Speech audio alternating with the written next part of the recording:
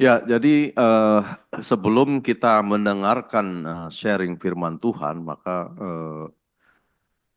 sudah 4 pasal ya yang dilewati dari Kitab Mika ini. Kitab Mika ini menggambarkan adanya suatu penghakiman ya, tetapi selalu Tuhan memberikan sebuah pengharapan. Nah, inilah yang terjadi di dalam kitab ini ya. Tentunya kitab ini juga apa digambarkan atau pengalaman-pengalaman ini terjadi di sekitar abad ke-8 sebelum Masehi. Jadi itu di zaman Raja Yotam, kalau tidak salah ya, Ahas dan Hizkia ya. Nah, di pasal 5 ini memang ada hal yang menarik banyak di sini ya. Karena di sini ada tersirat berisi nubuatan gitu ya.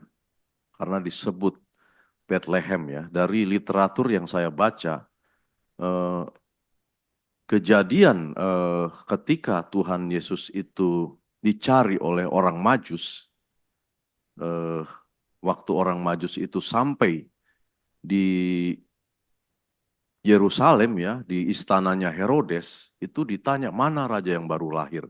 Nah, di situ ahli Taurat ya menunjukkan bahwa eh, raja yang baru lahir itu lahirnya di Bethlehem. Jadi menurut kitab suci dan konon kitab suci yang menunjukkan Bethlehem itu adalah si ahli Taurat itu melihat dari kitab Mika ini. Nah, oleh karena itu eh, kita akan membahas ya kitab Mika pasal 5 ini tentunya dengan kehadiran rekan-rekan semua bisa kita berdiskusi ya nanti menemukan ya sebuah apa mutiara ya di dalam eh, pembacaan dari pasal ini ya. Karena kalau kita bisa menemukan hal-hal yang sungguh luar biasa ya, itu Alkitab itu sungguh menarik dan membuat kita makin kagum dan takjub kepada apa kebenaran ya. Karena Tuhan menunjukkan Bethlehem sebetulnya tidak hanya dari Mika ini saja. Kalau kita tarik ke belakang, Bethlehem itu sudah ditulis sebetulnya ya dalam zaman Ruth ya. Ketika dia pulang, dia ke Bethlehem ya. Ketika eh, siapa Rahel meninggal, Rahel itu istri Yakub, itu disebut di Jalan Efrata, Bethlehem juga. Nah, tetapi kita jangan langsung jauh dulu ya. Mari kita mendengarkan sharing daripada Pak Ucok ya. Silakan Pak Ucok, kita mau mendengarkan. Iya, Baik, Pak Yudi, terima kasih atas kesempatannya dan juga Bapak Ibu sekalian. Salam, selamat malam. Eh, Mungkin saya sebelum memulai sharing ada sedikit apa ya, karena ini agak lumayan panjang sharingnya, mungkin ada berpuluh slide gitu, dan kebanyakan teks mungkin akan sedikit membosankan buat orang yang tidak tidak suka dengan banyak-banyak teks tapi lebih suka visual. Jadi saya bikin di awal dulu, jadi bear in mind untuk apa presentasinya mungkin untuk beberapa orang ini membosankan, tapi percaya ketika kita belajar firman Tuhan tidak ada yang membosankan semuanya ya. Oke, baik, kita mulai. Eh, Minta tolong admin untuk ke slide pertama.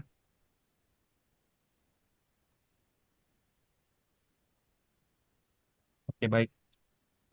Saya akan mencoba menjelaskan pada kesempatan kali ini eh, per ayat per ayat dari Mika 5 pasal 1 hingga nanti berakhir di Mika 5 ayat 14. Eh, di ayat Mika 5 pasal 1, sorry, Mika 5 ayat 1, eh, ada 3 hal yang menjadi poin yang saya dapatkan. Yang pertama adalah kata Bethlehem. Efrata, Bethlehem sebenarnya adalah sebuah kota kecil yang tidak memiliki kedudukan penting dibandingkan dengan tempat-tempat lain di Israel. Bagi saya ini adalah gambaran yang indah tentang cara kerja Allah, di mana Allah tidak memilih berdasarkan kekuatan atau kebesaran manusia, tetapi memilih apa yang tampaknya tidak berarti dalam pandangan dunia untuk menggenapi rencananya. Ini saya kutip dari 1 Korintus 1 ayat 27 sampai 29. Yang kemudian yang kedua adalah kata dari bangkit bagiku seorang yang akan memerintah Israel. Ini berarti eh, nubuatan tentang Kristus sebagai raja yang akan datang. Kristus adalah raja, segala raja, namun dia datang dalam kerendahan hati dan bukan dengan kekuasaan duniawi yang besar. Kemudian yang berikutnya adalah frasa yang permulaannya sudah sejak purbakala, sejak dahulu kala. Ini menunjukkan kekekalan Yesus Kristus. Kristus sudah ada sebelum dunia dijadikan dan melaluinya seluruh rencana keselamatan Allah terjadi. Jadi eh, pada esensinya, esensi dari Mika pasal 5 ayat 1 ini adalah sebuah ayat yang kaya akan pengajaran tentang kedaulatan dan kasih karunia Allah dalam penggenapan rencana keselamatan melalui Kristus. Allah memilih untuk bekerja melalui yang kecil dan lemah untuk memuliakan dirinya, dan dia mengutus Kristus yang kekal untuk memerintah sebagai raja atas umatnya. Kemudian lanjut ke Mika 5 ayat 2. Ada dua poin penting yang saya pikir eh, bisa di-sharing kepada Bapak Ibu sekalian. Yang pertama adalah frasa, ia akan membiarkan mereka sampai waktu perempuan melahirkan telah melahirkan. Ini mengisyaratkan kedatangan Mesias yang akan lahir dari seorang perempuan. Kristus adalah penggenapan rencana kekal Allah untuk menyelamatkan umatnya. Hal ini mengingatkan kita bahwa di tengah penderitaan, Allah tetap berdaulat dan bekerja untuk menggenapi rencana keselamatannya. Kemudian yang menarik adalah frasa selebihnya dari saudara-saudaranya akan kembali kepada orang Israel. Ini merupakan gambaran tentang bagaimana Allah menyelamatkan sisa-sisa yang setia dari antara umatnya. Allah selalu menjaga sisa yang setia dan melalui Kristus umatnya akan dipulihkan dan dipersatukan kembali. Dalam Kristus bukan hanya Israel yang dipulihkan, tetapi bangsa-bangsa lain juga dipanggil untuk menjadi bagian dari umat Allah yang sejati. Pemulihan ini mencakup keseluruhan umat pilihan Allah, baik dari kalangan Yahudi maupun non-Yahudi, sebagaimana digenapi dalam karya Kristus. Jadi di Mika 5 ayat 2 ini adalah sebuah ayat yang penuh dengan makna teologis yang terkait dengan penggenapan janji Allah, rencana kekalnya, dan juga kedatangan Kristus sebagai Mesias yang lahir melalui perempuan yang dijanjikan. Kemudian Mika 5 ayat 3, eh, dari ayat ini ada 4 hal poin penting yang ingin saya bagikan. Yang pertama adalah frasa ia akan bertindak dan akan menggembalakan mereka. Ini menunjuk pada Kristus yang digambarkan sebagai gembala agung yang memimpin umatnya. Kemudian frasa dalam kekuatan Tuhan, dalam kemegahan nama Tuhan Allahnya. Ini menegaskan bahwa pelayanan dan pemerintahan Kristus sepenuhnya didasarkan pada kekuasaan dan kemuliaan Allah itu sendiri. Kemudian yang ketiga adalah frasa mereka akan tinggal tetap. Ini merujuk pada penghiburan dan kepastian yang kita terima dalam Kristus. Keselamatan kita aman di tangannya dan tidak ada yang bisa memisahkan kita dari kasihnya. Ini dikutip dari kitab Roma ayat 8 sampai dari pasal 8 ayat 38 sampai 39. Kemudian frasa sebab sekarang ia menjadi besar sampai ke ujung bumi. Ini menunjukkan bahwa pemberitaan Kristus tidak terbatas pada Israel saja, tapi meluas ke seluruh dunia. Inilah gambaran Mesias yang tidak hanya memerintah atas Israel, tetapi atas segala bangsa. Jadi esensi dari kitab Mika 5 ayat 3 adalah sebuah ayat memberikan gambaran yang jelas tentang Yesus Kristus sebagai gembala agung yang memimpin umatnya dengan kekuatan dan kemuliaan Allah. Dia memberikan keamanan dan perlindungan bagi umatnya yang tinggal tetap dalam kasihnya. Pemerintahan Kristus tidak terbatas pada Israel, tetapi ke seluruh dunia. Ini menunjukkan bahwa dia adalah raja yang berkuasa atas segala sesuatu yang ada di dunia ini. Kemudian lanjut di pasal berikutnya, ayat berikutnya, Mika 5 ayat 4, ada 3 poin penting yang menarik untuk saya bagikan. Yang pertama adalah eh, frasa dan dia akan menjadi damai sejahtera, frasa pertama. Ini mengacu pada Yesus Kristus, Sang Mesias yang dijanjikan. Kristus bukan hanya bawa damai, tapi dia sendiri adalah damai sejahtera itu. Ini mengingatkan kita pada nubuatan di kitab Yesaya 9 ayat 5, di mana Kristus disebut sebagai Raja Damai. Damai sejahtera ini merupakan pemulihan hubungan antara Allah dan manusia melalui karya penebusan Kristus. Yang kedua ada kata Asyur. Asyur di sini adalah gambaran dari musuh yang mengancam umat Allah.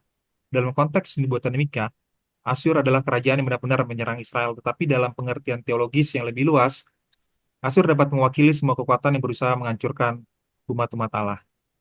Kemudian yang ketiga adalah perasa menginjakkan kakinya di istana kita. Ini berarti bahwa kita percaya bahwa tidak ada musuh, betapapun kuatnya musuh kita yang bisa mengalahkan umat Allah. Karena Allah sendiri adalah pelindung yang berdaulat atas seluruh ciptaan. Jadi yang dia bisa diambil dari ayat 4 ini adalah ini menunjukkan kepada kita bahwa Yesus Kristus adalah sumber damai sejahtera yang sejati bagi umatnya. Dia adalah gembala agung memimpin dengan kuasa Allah, melindungi umatnya dari semua musuh, dan memberikan pemimpin-pemimpin yang setia untuk menjaga umatnya. Kemudian yang berikutnya di ayat 5,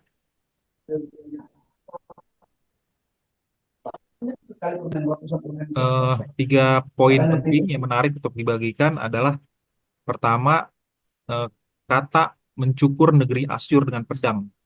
Secara simbolis ini berbicara tentang penghancuran musuh secara total. Pedang di sini bukan semata-mata senjata fisik, tetapi melambangkan firman Allah yang berkuasa. Kita bisa lihat, bisa baca di kitab Ibrani 4 ayat 12 yang menggambarkan bahwa firman Allah sebagai dengan kata lebih tajam dari pedang bermata dua. Dalam pengertian ini, kemenangan menjanjikan adalah kemenangan melalui firman Allah yang pada akhirnya diwujudkan dalam kemenangan Kristus atas semua musuhnya. Yang kedua, dalam konteks ancaman dari Asyur, umat Allah dipanggil untuk tetap percaya kepada janji Tuhan, meskipun sepertinya keadaan tampaknya suram.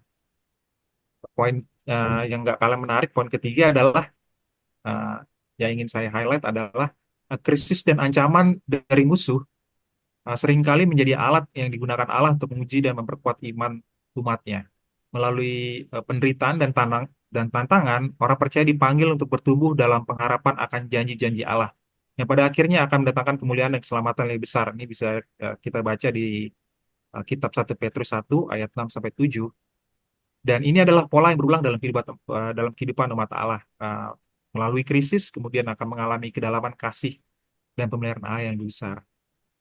Jadi di Mika 5 ayat 5 ini memberikan pengharapan yang kuat bagi umat Allah tentang pembebasan dan kemenangan yang dijamin oleh Tuhan melalui Mesias. Oleh karena itu, kita dipanggil untuk hidup dalam iman dan keyakinan yang teguh, mengetahui bahwa Allah memegang kendali penuh dan akan membawa kita pada kemenangan akhir yang dijanjikannya di dalam Kristus Tuhan kita. Yang berikutnya di Mika 5 ayat 6, di sini ada uh, kata di tengah-tengah bangsa, yang berarti mengindikasikan bahwa umat Allah tidak hanya terbatas pada satu bangsa atau wilayah geografis tertentu, tapi ini tersebar di antara bangsa-bangsa di dunia. Yang kemudian perumpamaan seperti embun dari Tuhan. Ini melambangkan berkat yang segar dan tak terduga. Embun adalah tanda pemeliharaan Allah yang tidak tergantung pada usaha manusia, tapi diberikan oleh kasih karunia-Nya. Embun menggambarkan bagaimana umat Allah menjadi sumber berkat di dunia ini. Keberadaan umat pilihan Tuhan di tengah bangsa-bangsa bertujuan untuk membawa penyegaran, kedamaian, dan kebenaran yang berasal dari Tuhan sendiri. Dan di bagian terakhir dari ayat ini, yaitu yang tidak menanti-nantikan orang dan yang tidak mengharap-harapkan manusia. Frasa ini menekankan bahwa pekerjaan Allah tidak tergantung pada harapan atau persiapan manusia. Dan ini sejalan dengan pemahaman bahwa keselamatan dan berkat Allah datang bukan karena usaha manusia, tetapi murni karena anugerah Allah yang berdaulat. Jadi di pasal 6 ini mengajarkan pas ayat 6 ini mengajarkan bahwa umat Allah yang dipilihnya dan dipeliharanya akan menjadi berkat di tengah-tengah bangsa-bangsa. Mereka akan seperti embun dan hujan dari Tuhan, membawa penyegaran dan kehidupan rohani kepada dunia. Kemudian di ayat ketujuh yang menarik adalah frasa seperti singa. Bagi saya ini menggambarkan kekuatan dan otoritas yang diberikan Allah kepada umatnya. Singa adalah simbol dari kekuatan yang tak tertandingi, dan umat Allah digambarkan seperti singa muda yang berani dan kuat di antara bangsa-bangsa. Kemudian ada kata membanting dan menerkam. Ini merupakan simbol tindakan penghakiman tegas dan tidak terhalangi. Ini melambangkan kekuatan Allah yang bekerja melalui umatnya untuk menegakkan keadilannya. Kemudian di kata terakhir yang disebutkan melepaskan. Nah, ini adalah menekankan pada kedaulatan penuh Tuhan Allah dalam rencananya. Tidak ada yang dapat menghalangi atau menghentikan kehendak Allah. Jadi di ayat 7 ini mengajarkan bahwa Allah memanggil umatnya, yaitu sisa-sisa Yakub, untuk menjadi alat kekuatan dan penghakiman di antara bangsa-bangsa. Mereka akan seperti singa yang kuat, tak terhalangi, dan akan menegakkan kebenaran Allah. Kemudian di ayat ke-8, yang menarik adalah di frasa pertama, yaitu tanganmu akan diangkat melawan para lawanmu. Nah, ini menunjukkan gambaran kekuasaan dan kekuatan yang diberikan Allah kepada umatnya. Namun kekuatan umat Allah ini bukan berasal dari diri mereka sendiri, melainkan merupakan hasil dari kedaulatan Allah yang memimpin dan berperang bagi mereka. Kemudian dikata, semua musuhmu akan dilenyapkan. Ini adalah pernyataan tegas tentang penghakiman Allah terhadap musuh-musuh umatnya. Allah dipandang sebagai Tuhan yang adil dan benar yang akan menghakimi orang-orang fasik dan mereka yang melawannya. Ayat ini menemukan penggenapannya dalam kemenangan umat Allah melalui karya penebusan Yesus Kristus. Jadi di ayat ke-8 ini mengajarkan kepada kita bahwa adanya kepastian kemenangan Allah atas musuh-musuh umatnya. Ayat ini menekankan kedaulatan Allah dalam penghakiman, di mana Allah yang berperang bagi umatnya dan memberikan kemenangan yang pasti. Ini menggambarkan kemenangan Kristus atas dosa dan iblis serta penghakiman akhir terhadap semua musuh Allah. Sebagai umat pilihannya, kita dipanggil untuk hidup dalam keberanian, mengetahui bahwa Allah telah menetapkan kemenangan bagi kita melalui karya penebusan Yesus Kristus. Kemudian di ayat ke-9, ada kata, aku akan melenyapkan kudamu dari tengah-tengahmu dan membinasakan keretamu. Ini menyatakan bahwa kepercayaan pada kekuatan yang sifat manusiawi seperti kuda atau kereta perang bukanlah cara yang diinginkan oleh Tuhan. Hanya Allah yang harus menjadi sandaran dan sumber kekuatan umatnya. Kekuatan manusiawi, seberapa pun besarnya, adalah sia-sia tanpa Tuhan yang memimpin dan memberikan kemenangan. Kita bisa baca di Mazmur 20 ayat 8 yang berkata, orang-orang ini memegahkan kereta dan orang-orang itu memegahkan kuda, tetapi kita bermegah dalam nama Tuhan Allah kita. Poin kedua adalah Tuhan dalam ayat ini melakukan tindakan penyucian dengan melenyapkan segala hal yang dapat menjadi penghalang antar umatnya dan kepercayaan penuh padanya. Allah sering menggunakan situasi untuk memurnikan umatnya dari ketergantungan pada hal-hal yang sifat duniawi supaya mereka atau kita mengandalkan Dia sepenuhnya. Jadi di ayat 9 ini berbicara tentang pemurnian Allah atas umatnya dengan cara menghapus segala bentuk percayaan pada kekuatan manusiawi dan menempatkan fokus kita sepenuhnya pada Tuhan sebagai sumber kekuatan sejati. Allah mengendaki umatnya untuk sepenuhnya mengandalkan Dia, bukan pada kuta kereta ataupun kekuatan dunia lainnya. Dan di ayat 10, eh, ada 3 poin penting yang menarik di sini, yaitu kata pertama, melenyapkan kota-kota dan meruntuhkan segala kubu. Inilah simbol dari penghakiman Allah terhadap kepercayaan yang berlebihan pada kekuatan duniawi. Allah menentang kepercayaan umatnya pada segala sesuatu yang bersifat duniawi dan yang menggantikan peran Allah sebagai sumber perlindungan dan keamanan. Ayat ini juga dapat dipahami dalam konteks pemurnian dan penyucian umat Allah. Penghancuran kota-kota dan kubu-kubu menunjukkan tindakan disiplin Allah terhadap umatnya yang telah bergantung pada kekuatan sendiri atau bahkan menyimpang dari jalannya. Tuhan bertindak untuk menyucikan umatnya dari dosa, khususnya dosa kebergantungan pada kekuatan manusiawi atau bahkan penyembahan berhala. Dalam rencana Allah yang besar, penghancuran kota dan kubu ini menyiapkan umatnya untuk menerima Yesus Kristus sebagai satu-satunya pengharapan dan perlindungan sejati. Keselamatan hanya ditemukan dalam Kristus, bukan dalam kekuatan atau usaha manusia. Jadi di ayat 10 ini menegaskan pada kita bahwa Allah akan melenyapkan segala bentuk percayaan kita pada kekuatan manusiawi yang menggantikan peran Tuhan dalam kehidupan umatnya. Ayat ini juga mengajarkan pentingnya pemurnian umat dari kebergantungan terhadap hal-hal yang sifatnya duniawi. Penghakiman Allah yang berdaulat dan fokus pada penyelamatan yang datang melalui Kristus. Kemudian di ayat 11, 3 poin penting yang menarik untuk saya bagikan adalah frasa atau kata melenyapkan sihir-sihir dan tukang-tukang peramal. Ini menandakan bahwa Allah sedang menangani dosa penyembahan berhala dan ketergantungan umatnya pada kekuatan gelap atau praktik okultisme. Praktik sihir dan ramalan merupakan bentuk pemberontakan langsung terhadap Allah. Karena itu melibatkan pencarian petunjuk dan perlindungan di luar Allah. Ini bisa kita lihat uh, uh, contoh-contohnya di kitab Imamat 19 ayat 31, kemudian di Ulangan 18 ayat 10 sampai 12. Ini merupakan pengkhianatan terhadap kedaulatan Tuhan dan mencerminkan kepercayaan yang salah pada kekuatan manusiawi atau kuasa-kuasa lainnya selain Tuhan. Allah ingin umatnya hidup dalam kekudusan dan tidak tercemar oleh dosa-dosa dari bangsa-bangsa lain. Dalam konteks perjanjian lama, bangsa-bangsa di sekitar Israel banyak terlibat dalam praktik okultisme dan seringkali umat Israel tergoda untuk mengikuti praktik tersebut. Allah menghapuskan sihir dan peramal sebagai bagian rencananya yang lebih besar untuk mempersiapkan umatnya bagi kedatangan Mesias. Segala bentuk penyembahan berhala atau kepercayaan pada kekuatan lain selain Allah harus disingkirkan agar umat Allah siap menerima Yesus Kristus sebagai Sang Juru Selamat. Kristus adalah satu-satunya sumber keselamatan dan segala sesuatu yang mengalihkan perhatian dari Dia harus dieliminasi. Ayat ke-11 ini mengajarkan kepada kita bahwa penghakiman Allah terhadap dosa okultisme dan penyembahan berhala di Israel. Allah memberikan umatnya dari segala bentuk ketergantungan pada kuasa kegelapan dan memanggil mereka untuk percaya sepenuhnya pada Tuhan yang berdaulat. Kemudian di ayat berikutnya, ayat 12,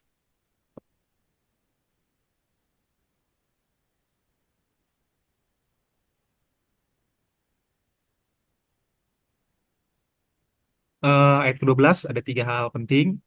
Yang pertama adalah dalam ayat ini Allah menyatakan bahwa Dia sendiri yang akan melenyapkan patuk-patuk dan tugu-tugu dari tengah-tengah umatnya. Ini menggambarkan tindakan pemurnian Allah terhadap umatnya. Dia menghapus segala hal yang mengalih hubungan umatnya dengannya, terutama dalam bentuk penyembahan palsu. Pemurnian ini diperlukan agar umat Allah kembali pada penyembahan yang benar. Kemudian kata engkau tidak akan lagi menyembah buatan tanganmu. Ini menunjukkan kesombongan manusia dalam menciptakan sesuatu yang mereka sembah sendiri. Ini adalah bentuk dari kejatuhan manusia menganggap dirinya mampu menciptakan atau menentukan objek penyembahan yang menggantikan Allah. Ini adalah bentuk dosa karena manusia berusaha menciptakan Allah berdasarkan keinginan mereka sendiri daripada tunduk pada Allah yang sejati. Segala bentuk penyembahan berhala atau kepercayaan pada kekuatan lain selain Allah harus disingkirkan agar umat Allah siap menerima Yesus Kristus sebagai Sang Juru Selamat. Kristus adalah satu-satunya sumber keselamatan dan segala sesuatu yang mengalihkan perhatian dari Dia harus dieliminasi.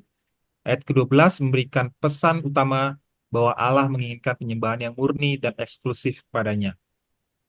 Allah tidak akan mentolerir, sorry, Allah tidak akan mentolerir penyembahan berhala di tengah-tengah umatnya, dan Allah yang berdaulat dan kudus akan memberikan umatnya dari segala bentuk penyembahan yang salah, sehingga mereka dapat menyembah Dia dengan murni dan eksklusif. Kemudian, ayat ke-13, eh, yang pertama, poin pentingnya adalah penyembahan kepada tiang-tiang berhala merupakan salah satu bentuk pemberontakan spiritual yang berulang dalam sejarah Israel. Allah seringkali mencela umatnya yang tergoda untuk berpaling kepada Allah-Allah lain karena itu menodai hubungan perjanjian mereka dengannya. Ini bisa kita baca di kitab 1 Raja-Raja 14 ayat 15. Yang kemudian, yang kedua adalah Allah menegaskan bahwa Dia sendiri yang akan menyentakkan tiang-tiang berhalamu. Ini menunjukkan kedaulatan Allah dalam menghancurkan setiap objek yang menggantikan posisinya di dalam hati umatnya. Allah tidak hanya meminta umatnya untuk bertobat dari penyembahan berhala, tapi diperjanji untuk bertindak tegas dan menghancurkan sumber-sumber dosa tersebut. Penghapusan tiang-tiang berhala tidak hanya menunjukkan kuasa Allah, tetapi juga kasih karunia-Nya yang besar. Allah tidak membiarkan umatnya terus tersesat dalam dosa penyembahan berhala, tetapi Dia bertindak untuk memulihkan mereka kepada kebenaran dan penyembahan yang benar. Di ayat 13 ini menekankan tindakan Allah yang berdaulat dan tegas dalam melenyapkan segala bentuk penyembahan berhala dari tengah-tengah umatnya. Allah yang kudus tidak akan mentolerir penyembahan palsu atau berhala-berhala yang diciptakan oleh manusia. Kemudian ayat 14 yang terakhir, ada tiga hal penting yang menarik untuk dibagikan. Yang pertama adalah ayat ini menegaskan kedaulatan penuh Allah dalam menghakimi bangsa-bangsa yang tidak menaatinya. Allah tidak hanya berdaulat atas bangsa Israel, tapi juga atas seluruh bangsa-bangsa di dunia. Dalam ayat ini Allah menyatakan bahwa Dia akan membalas dendam dengan murka dan kehangatan amarah. Ini mengingatkan kita bahwa penghakiman Allah akan sempurna dan sesuai dengan kebenarannya. Keadilan dan murka Allah tidak hanya mengkoreksi ketidaktaatan, tetapi juga menunjukkan standar kebenarannya. Penghakiman Allah adalah murni dan benar, bukan tindakan sewenang-wenang, melainkan pembuktian dari karakternya yang benar-benar kudus. Melalui ayat ini kita juga diingatkan bahwa setiap orang atau bangsa dipanggil untuk mendengarkan dan menaati Allah. Penolakan untuk mendengarkan firman-Nya adalah pemberontakan terhadap otoritasnya. Bagi bangsa yang menolak mendengarkannya, penghakiman adalah konsekuensi. Namun bagi orang percaya, hal ini menegaskan betapa besar anugerah Allah yang membawa kita pada keselamatan. orang-orang pilihan Allah yang telah ditebus melalui Kristus, diselamatkan dari murka Allah yang adil. Jadi ayat ke-14 ini adalah sebuah ayat yang berbicara tentang hakimat Allah yang kuat dan murkanya terhadap bangsa-bangsa yang menolak mendengarkannya. Ayat ini sebagai pengingat bahwa Allah adalah kudus, adil, dan berdaulat, dan setiap orang akan bertanggung jawab di hadapannya. Demikian sharing firman Tuhan dari saya. Terima kasih Bapak Ibu sekalian. Baik, terima kasih Pak Ucok ya atas sharingnya. Tentunya kita akan mendiskusikan ya apa yang sudah di-sharingkan oleh Pak Ucok, bahkan mungkin juga ada tambahan-tambahan ya dari baik dari kita semua ya, baik yang ada di WB maupun yang ada juga di online ya. Tentunya saya akan meng-highlight dulu ya apa yang telah disampaikan Pak Ucok. Memang sangat banyak ya, tetapi mungkin tidak seluruhnya ya saya akan tekankan di sini, tetapi mungkin nanti bisa disinggung di dalam diskusi ya. Tadi ditekankan oleh sharing Pak Cok ya ini bahwa Bethlehem itu ya tadi digambarkan sebagai kota yang kecil dibandingkan dengan kota lainnya ya. Tentunya Yerusalem, kalau dibanding Yerusalem memang jauh sekali ya karena Yerusalem pada saat itu menjadi suatu pusat keagamaan. Tetapi nubuatan ini justru eh, menuju kepada sebuah kota kecil yang namanya Bethlehem. Di situ digambarkan bahwa Mesias akan lahir gitu ya. Dengan pemerintahannya tadi ditekankan bahwa sejak kekekalan ya, sejak purbakala gitu ya, sejak dahulu kala. Nah nanti tentunya akan mungkin ada yang mau menanggapi gitu ya.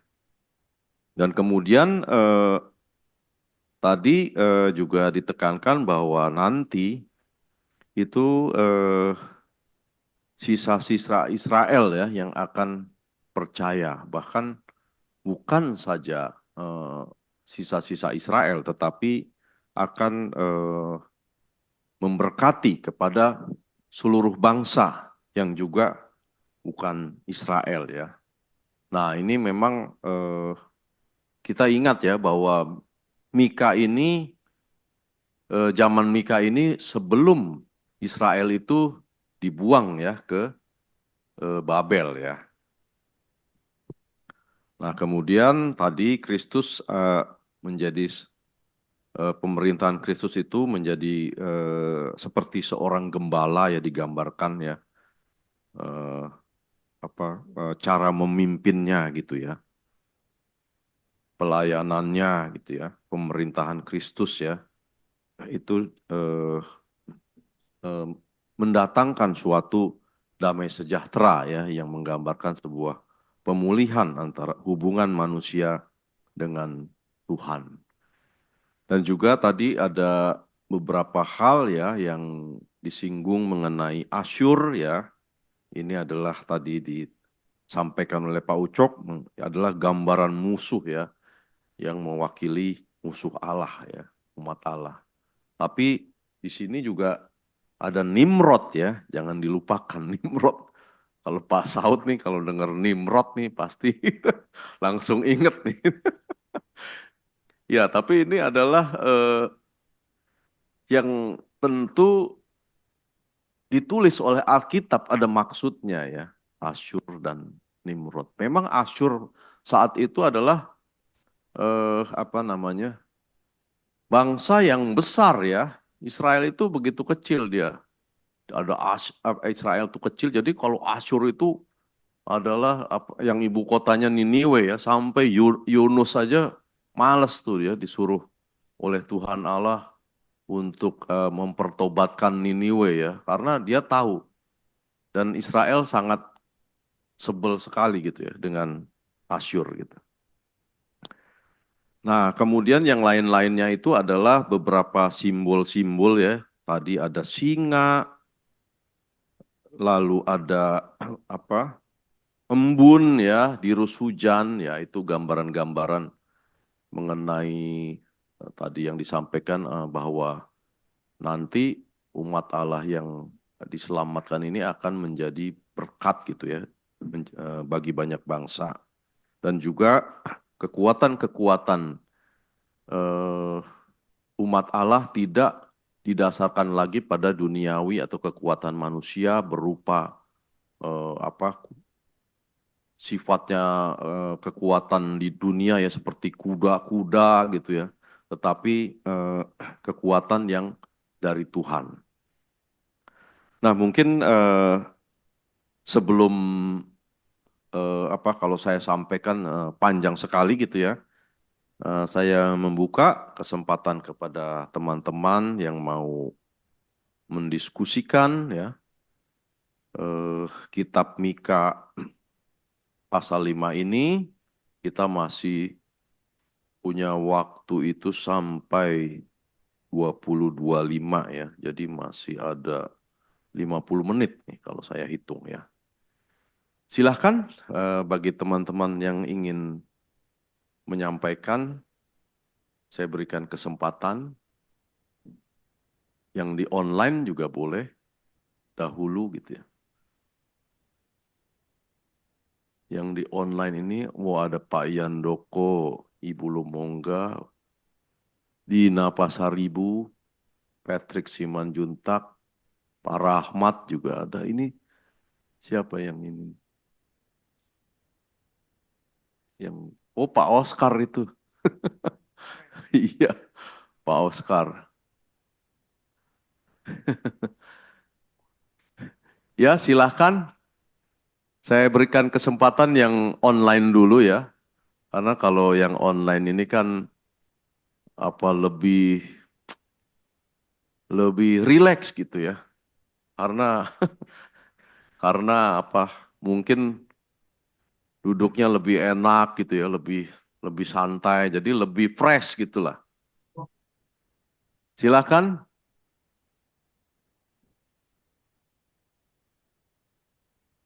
Halo, ini bukan lagi berdoa,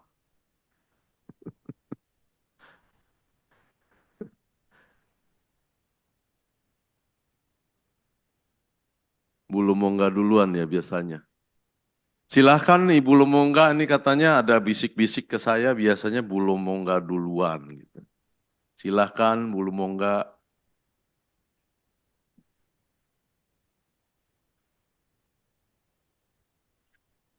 Iya, terima Selamat, kasih. selamat sore. Terima kasih Pak Rianto Yudi.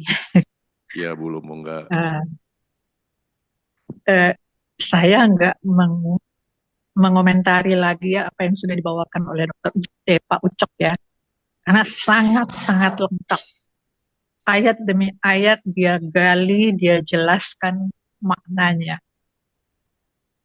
Sampai saya pikir ini baca baca bukunya pasti banyak banget.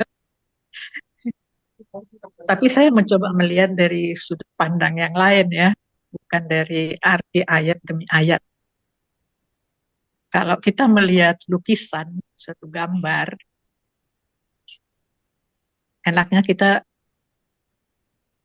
lihat dulu pohonnya, baru tahu, oh ini pohon apa, baru kita kemudian meneliti satu persatu bagian-bagian dari pohon tersebut. Kalau Ucok itu mulai dari bagian-bagian pohon. Dia cerita mengenai daun, mengenai bunga, mengenai buah, dahan, tapi bentuk pohonnya kurang kelihatan. Saya coba, tolong nanti dikoreksi sama Pak Gelen ya. Kita kan Nabi Mika ini kan melayani sebagai nabi di masa tadi dokter Yudi sudah Pak Yudi tadi sudah mengatakan, maaf ini dokter mulu, di zaman Yotam, Ahas, Hizkia, situasinya berubah-ubah dan situasinya sangat mengerikan. Penduduk Israel demikian brengseknya, demikian sangat sudah jauh dari Tuhan. Ini yang mau dikotbahi oleh Nabi Mika. Nah, Kalau di pasal 5 ini situasinya mereka itu sedang terkurung oleh Asyur. Mereka di Yerusalem, di sekeliling mereka sudah dikepung oleh Asyur. Nah, Nabi Mika ini sedang berkhotbah memberi semangat pada bangsa Yehuda supaya jangan patah semangat lah. Inilah khotbah yang dia berikan. Karena kalau kita sedikit mundur ke pasal 14 kan ada dikatakan di situ dengan tongkat mereka memukul pipi orang yang memerintah Israel. Ini Raja Hizkia udah dipukul pipinya, sudah mendapat penghinaan karena dia sebentar lagi akan hancur. Sudah dikepung di sekitarnya. Nah, inilah nubuatan pasal 5 ini yang dikeluarkan oleh Nabi Mika untuk memberi semangat pada bangsa Yehuda bahwa satu saat nanti akan datang pembebas. Mungkin Nabi Mika sendiri tidak tahu bahwa apa yang dia nubuatkan itu nantinya adalah Mesias. Karena di PL nggak pernah ada perkataan Mesias muncul. Baru munculnya itu di PB. Jadi pasal 1 sampai 5 inilah khotbah Nabi Mika untuk menguatkan bangsa Israel bahwa nanti akan ada pembebas mereka yang akan membebaskan mereka dari bangsa Asyur. Kemudian di pasal 6 dan 7 ini menggambarkan sisa-sisa Israel sesudah mereka dihancurkan, masih ada sisa-sisa Israel yang tertinggal, dan sisa-sisa Israel ini tidak habis begitu saja, tapi akan dipulihkan oleh Tuhan. Tadi dikatakan seperti embun, seperti tirus air hujan, dan juga akan ada di antara bangsa-bangsa seperti singa, di antara binatang hutan. Pokoknya yang penting tadi semua sudah dijelaskan oleh Pak Ucok secara detail ayat demi ayat. Kita ambil saja 6-7 itu adalah menggambarkan bagaimana nanti keadaan Israel akan dipulihkan sisa-sisanya. Pasal 9 ke belakang, sepertinya ini kalau kita mulai ada perkataan pada waktu itu. Nabi kan kalau berkhotbah nggak seperti cerita dari A sampai Z sampai tamat kronologis. Dia kan suka sepotong di sini, diambil sepotong di sana. Saya kira Pak Gelen juga tahu. Diambil dulu sini, nanti mungkin dia contohkan keadaan yang sudah lama atau keadaan yang akan datang. Ini pasal 9 ini kelihatannya adalah keadaan di mana mereka itu sudah dikalahkan. Waktunya agak berbeda. Mereka sudah dihancurkan, dan khotbah di sini adalah di sini khotbah di sini adalah justru khotbah untuk menghukum Israel. Jadi kelihatannya ini pada waktu yang berbeda dari yang pasal 1 sampai 5. Karena di sini dikatakan demikianlah firman Tuhan. Aku akan melenyapkan kuda-kudamu. Semuanya itu menunjukkan akan menghukum Yehuda. Kuda-kudamu, keretamu, kekuatanmu, semua kekuatan militermu yang kamu kira akan bisa menyelamatkan kamu akan kuhancurkan.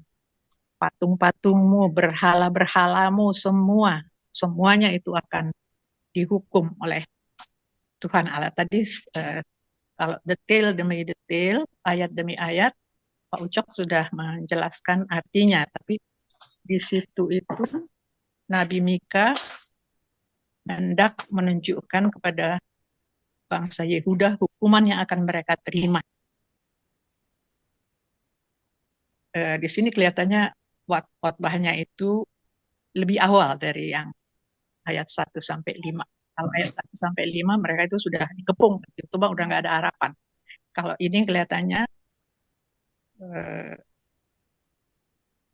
bangsa Yehuda itu masih semangat dengan kekuatan militer mereka bahwa mereka itu bisa melawan Asyur, tapi Nabi Mika melihat bahwa musuh mereka bukanlah hanya Asyur, musuh mereka adalah Tuhan Allah sendiri. Allah yang akan menghukum mereka. Sehingga di sini dikatakan kuda-kuda mereka akan dihancurkan, berhala mereka juga akan dihancurkan, tiang-tiang berhalanya kemudian juga akan membalas dendam dalam murka dan dengan kobaran amarah kepada bangsa-bangsa yang tidak mau mendengar. Barangkali ini yang bisa saya Iya, sampaikan secara iya. garis Tri- besar. Jadi saya nggak detail seperti Ucok iya, ya. ya, terima kasih Bu Jadi Lumongga ya. menunjukkan Jadi ini ada mohon sudut dikoreksi Pak Gelen. nggak apa-apa, ini kan sudut pandang lain ya. Iya, Tetapi sudut ya pandang patut lain. kita pikirkan. Jadi kalau dari pandangan Ibu Lumongga ini eh, mulai ayat 9 ya, Iya, itu justru menggambarkan bahwa Israel itu memang akan mengalami dihukum. penghukuman dari Allah ya, Iya, yang eh, dipakai Allah memakai bangsa Asyur. Asyur ya, bangsa Asyur untuk menghajar umat Israel ini dari segala kebobrokannya ya, di antaranya itu Iya, ya yang tadi telah kita dengar ya, bagaimana dia mengandalkan kekuatan militer, lalu banyak peramal, ahli sihir, dan juga banyak tiang berhala, patung-patung yang itu memang dilakukan, yang dilakukan oleh bangsa Yehuda. oleh bangsa Yehuda. Termasuk juga kerajaan utara ya, bangsa Israel juga ya. Itu malah lebih dulu Utara kan. sudah duluan hancur. Iya, iya. Utara sudah duluan hancur. Yehuda belakangan menyusul. Iya, Yehuda menyusul. Nah, itu pandangan yang lain ya. Jadi memang tadi juga saya setuju bahwa mungkin Nabi Mika itu belum tahu Mesias ya, atau istilah Mesias pun ya. Mungkin dia juga hanya menyampaikan, tapi dia eh, tidak tahu. Ini rentangnya jauh sekali loh. Ini bisa, kalau ini abad ke-8 sebelum Masehi itu kan artinya Mesias itu masih 800 tahun kemudian ya. Sangat jauh gitu. Itu waktu yang sangat lama ya. Sekalipun Bethlehem sudah disebut ya gitu. Kita kan karena kita di perjanjian baru, maka wah ini adalah nubuat ya. Kita bacanya sekarang. Kalau yang zaman itu ya itu belum kebayang mungkin ya. Tetapi itulah apa ajaibnya lah, kebenaran itu sudah ditulis dalam rentang waktu yang sangat panjang dan presisi ya, ketika Sang Mesias itu lahir ya. Oke, baik. Jadi terima kasih ya Ibu Lumongga, ada sudut pandang yang lain ya, yang dapat memperkaya di dalam diskusi kita malam ini. Baik, saya akan mempersilahkan teman-teman lainnya, barangkali juga ada yang memiliki sudut pandang lain ya, karena dengan banyaknya sudut pandang yang berbeda ini, kita itu semakin banyak banyak kekayaan ya, walaupun nanti narasumber kita anggapan kita belum tahu ini ya, nanti narasumber itu akan memberikan pencerahan kepada kita gitu. Tetapi bagus atau baik buat kita itu untuk menyampaikan apa yang ada di dalam penelaahan kita masing-masing gitu. Baik, saya persilahkan kembali buat teman-teman yang ingin menyampaikan. Mungkin yang di WB ya sekarang. Siapa nih yang di WB? Jangan langsung Pak Saud lah, kalau langsung Pak Saud.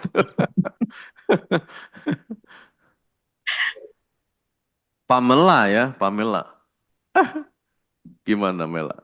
Iya, silakan.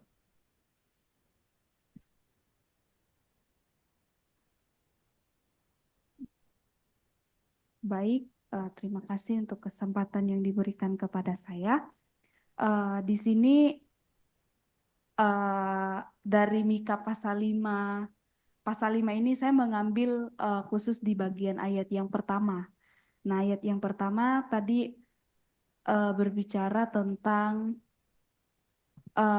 saya melihatnya ini adalah suatu nubuatan gitu ya, nubuatan ini penegasan dari Nabi Mika bahwa Allah itu sudah ada sejak awal istilahnya gitu ya, sejak purbakala katanya dikatakan di sana, bahkan sejak dahulu kala.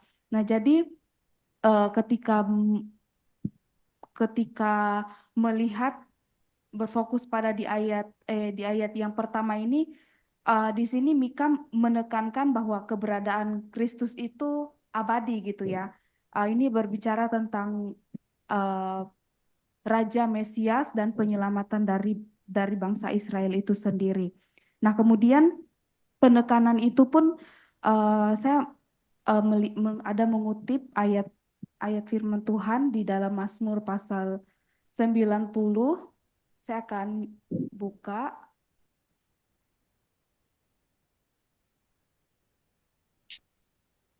Mazmur 90 ayat yang kedua.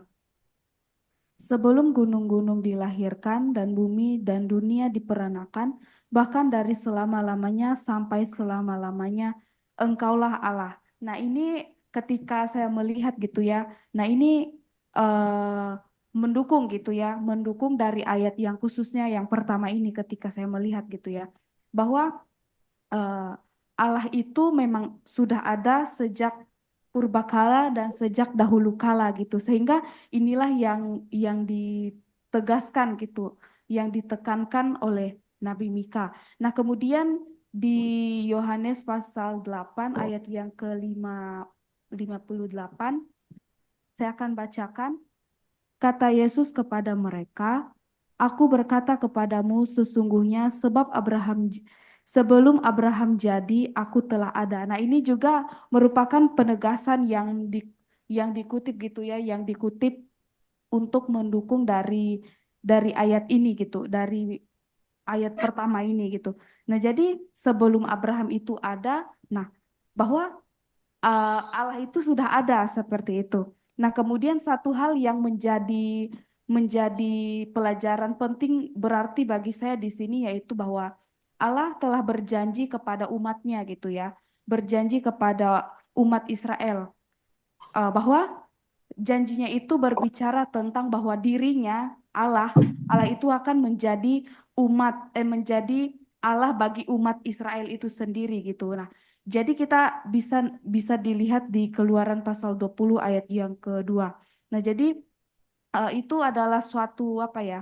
Suatu hal yang perlu dan penting gitu untuk kita sebagai orang-orang percaya sadari gitu ya, bahwa itu berbicara tentang inisiatif dari Allah itu sendiri, bahwa Dia akan menjadi Allah bagi umat gitu, bagi umat Israel, bahkan bagi kita untuk saat ini. Nah, jadi eh, penekanan yang disampaikan oleh Nabi Mika itu bahwa eh, keberadaan Kristus itu adalah abadi dan Allah ada sejak purbakala dan sejak dahulu kala. Terima kasih, itu saja sharing dari saya. Ya, terima kasih Pamela ya. Jadi Pamela menekankan bahwa nubuatan Allah ya terhadap apa yang disampaikan oleh Nabi Mika itu menunjukkan bahwa yang pertama itu keberadaan Allah itu sudah sejak dahulu kala ya. Sejak dahulu kala itu maksudnya tidak keberlangsungannya itu sudah ada ya gitu ya sejak dahulu kala. Bahkan ditekankan waktu Tuhan Yesus berkata di Yohanes 8 ayat 58 bahwa sebelum Abraham jadi, aku ada gitu ya. Aku ada. Nah ini mau menunjukkan bahwa janji Allah itu terjadi bukan oleh karena ada apa ya, prasyarat dari manusia gitu ya. Kalau boleh saya tangkap gitu ya. Jadi janji Allah itu pada dirinya yang apa yang dilakukan atas inisiatifnya gitu ya. Jadi mungkin Pamela mau melihatnya dari situ sih, saya tadi menangkapnya gitu bahwa ini inisiatif yang benar-benar bukan karena pertimbangan manusia, bukan keberadaan manusia itu bagaimana, bukan karena sebenarnya kalau dihitung-hitung inisiatif itu kalau melihat kepada situasi Israel, katakanlah ya, situasi Israel itu tidak pantas gitu ya diberikan janji itu, tapi janji itu seolah-olah sudah mendahului gitu ya, sehingga apa disampaikan oleh Nabi Mika itu ya. Bahkan di Yohanes ditekankan tadi bahwa aku ada sebelum Abraham ada, aku ada gitu. Baik, terima kasih ya Pamela. Eh, waktu kita masih panjang ya, masih ada 25 menit lagi ya. Masih bisa berdiskusi lebih lanjut. Tentunya tadi saya lebih banyak menunjuk gitu ya. Saya ingin volunteer gitu ya, yang memang ingin menyampaikan, saya persilahkan ya. Kembali lagi nih ke yang online nih. Tadi barusan dari WB ya, sekarang yang online nih. Silahkan. Nah, Pak Yandoko nih sudah Siap sudah Pak, izin mengeluarkan jati dirinya. mungkin saya menanggapi sedikit Pak Ya, terkait kalau tadi kan Bu Lumonga kan menyebutkan kan dia dibagi seolah-olah dibagi di 1 ayat sampai 8 terus di 9 sampai 14 itu yang menunjukkan apa namanya penghakiman Tuhan, kemarahan Tuhan. Nah kalau ya, saya melihatnya sedikit berbeda karena jadi kalau misalnya di Alkitab di TB2 ini kan memang Mika 5 ini kan dimulai dari ayat satunya itu tetapi engkau Bethlehem Efrata. ya, Kalau di TB2 iya. Tapi kalau di Alkitab saya yang di handphone malah dia nggak tahu mungkin yang lebih lama itu dia dimulai dari dimasukin yang dari ayat 14 itu. Jadi sekarang kau harus mendirikan tembok bagimu pagar pengepungan telah mereka dirikan melawan kita dengan tongkat mereka. Jadi saya merasa itu lebih tepat karena kan ketika di pasal 1 itu dikatakan tetapi itu kan berarti kan harus ada yang sebelumnya gitu. Kalau kita bilang kan misalnya kita membuat kalimat ya, dia sedang eh, ini dia anak yang nakal tetapi dia pintar. Kan harus ada pembandingnya. Nah, jadi maksud ya, saya ketika di situ ada tetapi berarti apa nih? Berarti kan nah makanya kalau misalnya kita anggap yang tadi itu adalah pasal satunya yang ayat ya, ayat 14 itu adalah ayat satunya di Mika 5 itu menurut saya kita lebih gampang untuk mengerti maknanya. Karena kalau itu jadi pasal 1 maka itu berarti kan disitulah kemarahan Tuhan itu. Bangsa Israel nanti dipukul di situ, dikepung di situ, dihajar di situ. Nah, tetapi dah dimulailah di situ. Disitulah mulai diberikan tadi janji-janji keselamatan itu, pengharapan itu, pemulihan itu akan dimulai dari ayat kedua kalau misalnya kita itu dianggap satu perikop. Mungkin menurut saya itu jadi mungkin lebih tepat. Jadi Tuhan marah, Tuhan akan menghukum, tetapi ada janji tapi keselamatan nih, ada janji pemulihan di sini. Ada Tuhan tuh udah berjanji, Tuhan tuh setia dan Tuhan menyatakan di situ. Jadi kita nggak usah takut, walaupun Tuhan sekalipun marah pada kita, Tuhan hajar kita habis-habisan, tapi Tuhan memberikan janji kalau kita mau berbalik akan ada keselamatan, akan ada pemulihan. Mungkin di situ sih Pak, itu yang jadi ini saya. Terima kasih. Mungkin nanti Pak Gelan sih yang ini yang jelasin lagi. ya, terima kasih ya Pak Yondoko. Jadi ini ada pandangan lain lagi ya. Ya, ini Oh, kata-kata tetapi ini Pak Yandoko melihatnya sebuah apa ya kalimat perantara yang sebelumnya ada sesuatu gitu, makanya tetapi gitu ya. Tetapi memang nih, tetapi memang eh, apa Boleh. namanya Alkitab itu sebetulnya memang tidak ada ayatnya ya Pak Gelen ya, tidak ada ayatnya karena memang dibikin ada ayat ya. Tetapi ya nggak masalah ini. Eh, Memang ini kan kita harus memenggal ya di dalam membaca kitab ini ya.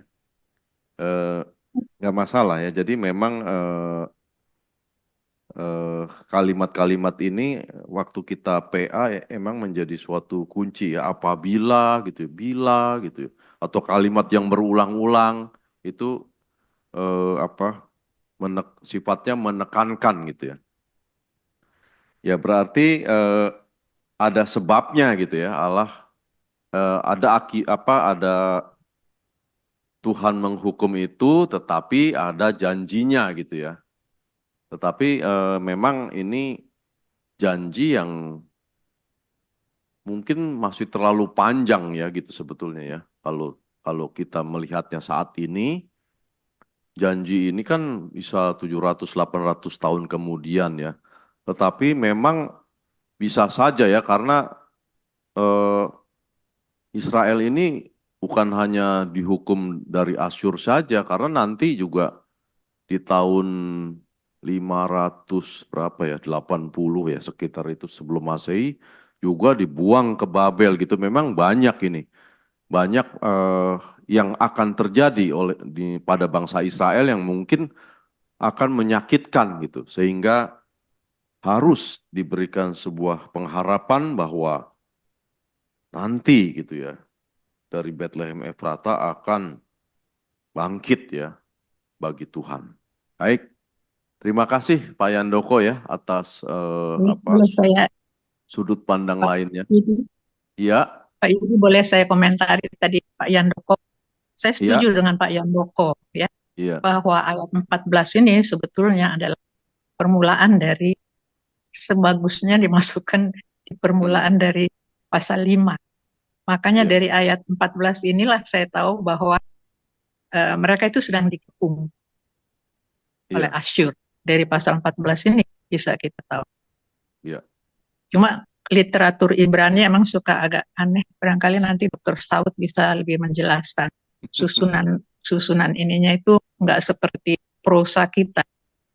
Iya, iya, Jadi banyak aturan-aturan, ada kiasmus, ada paralelisme, ada segala macam. iya. Terima kasih pencerahannya Ibu Lumongga. Baik, kita masih ada waktu ya untuk membahas ini. Eh,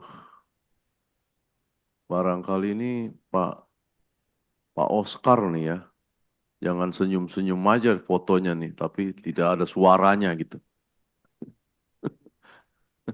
Iya, iya.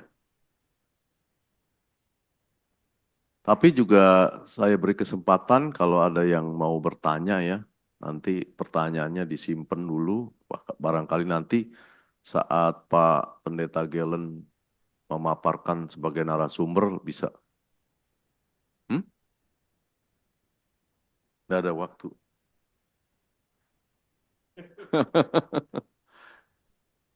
Pisang goreng nabati Pak Yandoko tadi kan? Bukan ya? Oh,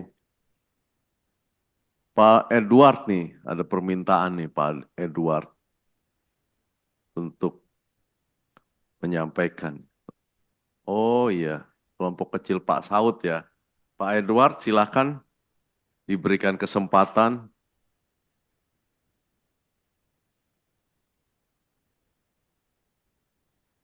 Nah ini, Selamat malam, Pak, sekalian. malam. Ya silakan. Iya, Pak, mau ngomong apa? Eh, tapi yang jelas, saya juga ada fokus ke antara ayat 13 mungkin, Pak, ya. Di akhir kalimatnya itu kan, maka engkau tidak lagi akan sujud menyembah kepada buatan tanganmu. seperti itu. Nah, jadi di sini saya istilahnya bertanya-tanya juga, ternyata sebegitu jauhnya buatan manusia eh, itu bisa melencengkan tujuan hidup manusia yang ditetapkan dari awal, mungkin seperti itu ya. Karena mungkin itu kalau berhubungan dengan kecerdasan atau dengan apa seperti sekarang ini mungkin teknologi, kalau lebih modernnya kan AI gitu ya, kecerdasan buatan atau apalah pengaruh influencer kepada orang lain seperti itu. Mungkin seperti istri-istrinya Salomo yang bisa mempengaruhi Salomo untuk menyembah kepada berhala-berhala seperti itu. Jadi memang kita di satu sisi memiliki apa ya, titipan kuasa mungkin seperti itu Pak untuk mencipta, tapi mau kita bawa kemana atau mau kita gunakan untuk apa seperti itu. Nah, akhirnya mungkin dari situ juga lah agak melenceng Pak ya, terciptalah agama, terciptalah kepercayaan seperti itu, dan tetap finalnya atau endingnya tetap Tuhan yang berkuasa. Seperti itu Pak. Terima kasih. Ya, terima kasih ya Mas Edward. Ya. Jadi Mas Edward ini melihat di ayat 13 ya ini. Di ayat 12 ya, maka engkau tidak lagi akan sujud menyembah kepada buatan tanganmu. Jadi ini yang saya tangkap, jadi kalau direlevansikan saat ini ya, kalau dulu kan buatan tangan itu ya kepada tugu berhala, patung, dan lain sebagainya gitu. Tapi di era modern ini mungkin tidak lagi ada di situ ya, tetapi prinsipnya sama ya. Dengan adanya titipan manusia itu bisa berkuasa ya, itu bisa menciptakan berhala-berhala di dalam kehidupannya ya. Apalagi ini tadi disampaikan IT ini demikian makin maju ya sehingga bisa menciptakan AI gitu ya. Nah ini membuat sebuah peradaban baru ya di manusia itu, di budaya manusia itu, yang mungkin juga membuat jebakan di dalam kehidupan keberimanan tidak lagi menyembah kepada Tuhan gitu. Karena solusi-solusi yang dilakukan oleh era modern ini dengan IT-nya itu bisa banyak menyelesaikan suatu permasalahan. Gitu ya kira-kira Mas Edward ya, arahnya ya. Iya Pak. Iya, baik terima kasih ya Mas Edward atas pandangannya. Ya itu memang kita harus bisa merelevansikan juga sih. PA kita ini harus kita tarik dalam konteks masa kini mestinya. Kita bagaimana gitu. Baik, silahkan jika ada yang, ya Pak Heri silahkan. Ya. Thank you Pak Moderator, Pak Yudi. Bapak Ibu yang dikasih Tuhan, kalimat terakhir Pak Yudi itu saya tanggap memang menjadi kepentingan kita bersama untuk bagaimana mengimplementasikan firman Tuhan. Tetapi jangan lupa, ketika kita belajar firman Tuhan, kita ber-PA, kita jangan keluar dulu dari konteksnya. Nah, ada beberapa hal tadi yang kita diskusikan yang perlu saya tambahkan sedikit supaya kita nggak keluar dari konteksnya. Adalah soal tadi yang dibahas Bu Lomongga sama Pak Yandoko ya. Jadi jangan lupa bahwa konteksnya itu bicara soal Israel yang sudah terdesak saat itu di ayat yang dimasukkan di pasal 4. Tetapi ada bagian yang dimasukkan di pasal 5. Tergantung versinya Alkitab. Kalau kita baca seluruhan itu, maka kita dapat kerangkanya sebenarnya bahwa sesungguhnya dalam kondisi seperti itu kamu tidak boleh lagi Mika itu udah dikepung kamu harus bangun sebuah kekuatan untuk menghadapi musuh Asur yang kuat itu. Nah, itu konteksnya seperti itu. Tetapi lanjut dia mengatakan bahwa kalau kita baca terus pasal 5 ini kita mengetahui bahwa kemampuan untuk lepas dari Asyur itu tidak mungkin, dan itu atas izin Tuhan juga mereka untuk diproses karena keberdosaan. Jadi tema umumnya jangan lupa bahwa kita sudah bahas juga di pasal 4 kemarin bahwa para pemimpin-pemimpin ini sudah melacurkan diri ya, tidak memimpin dengan adil, dikatakan seperti itu, tidak setia kepada Tuhan. Jadi Tuhan akan menghukum mereka dengan bangsa kafir, tetapi nanti akan datang penyelamatan itu, yaitu sekaligus menjadi nubuat bahwa Kristus melepaskan bukan hanya secara fisik bangsa itu, tetapi keberdosaan manusia. Nah, saya kaitkan dengan pertanyaan Pak Edward tadi yang ayat 13 ya, ayat 12 apa 13 tadi itu? 13. 12.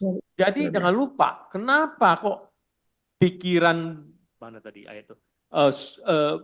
Buatan mereka sendiri secara logika harusnya tembus di pikiran kita secara logika bahwa kita membuat sesuatu, kita menyembah itu kan tidak mungkin. Tetapi itu terjadi kan apa? Sekali lagi, bukan hanya berupa sesuatu yang fisik, tetapi firman Tuhan katakan mereka dibutakan.